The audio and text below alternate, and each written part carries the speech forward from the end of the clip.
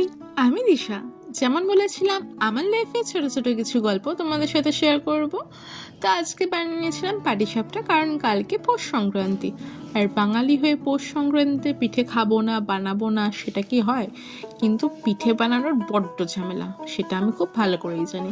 কিন্তু বিশ্বাস করো, পাটিসাপটা এই একমাত্র পিঠা যেটা বানানো খুবই ইজি, যদি সব মাপটা বুঝে যাও। আর আমি সব কিছুর মাপ আমি স্ক্রিনের ওপর দিয়ে দিয়েছি, তোমরা দেখে বানিয়ে নিও। আমি এখানে দু রকমের পুর ইউজ করেছিলাম, মানে বানিয়েওছিলাম।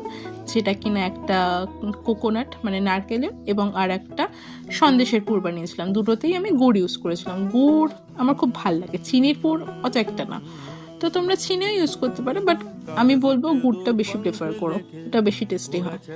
তো আজকের জন্য এইটুকুনি, বাদ বাকি কথা দেখানোতেই থাকবে। টাটা।